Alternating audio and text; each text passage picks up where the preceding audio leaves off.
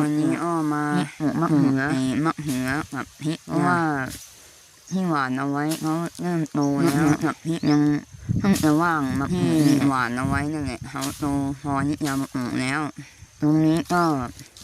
ตอนแรกว่าจะมาปลูกตอนแรกมันมีต้นว่าเยอะเลยต้องมาปลูกตอนเช้าแต่ก็อาจจะออกไปเยอะเลยเหมือนกันก็เหลือนิดหน่อยอยู่ข้างล่างก็น่าจะฟื้นตัวดีอยู่เพราะว่ามันต้องเหลือน้อยลงตัวช่วยเนี่ย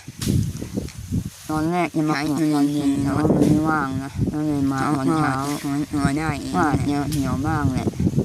แต่เขาก็จะฟื้นตัวได้เพราะว่าก็มีจุลินทรีย์ตรงที่ปลูกนี้ก็จะมีต้นก็ไม่น่ามีปัญหาอะไรเต็มเลยจากตรงนี้เป็นร่องยางเตรียมหุดเอาละยางระหว่างต้นยางมันจะว่างอยู่แล้วก็ยางบ้างเหลืออยู่ข้างล่างอ่ะแต่ไม่เยอะเหมือนมะเขือเอาไว้ดีอย่างแล้วมันดีกว่าที่ยาคามะเขือเอามะเขือกับพริกมะปลูกยาดีกว่าตรงนี้เป็นร่องว่างไว้เปล่าแล้วยาคาลกมากตรงช่องกลางเขามันว่างเนาะหน้าหนาวตอนนี้ก็ใกล้น้ำด้วยก็จะได้อย่างอื่น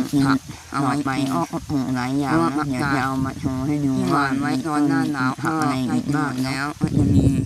ผักพวกนี้ต่อไปนะ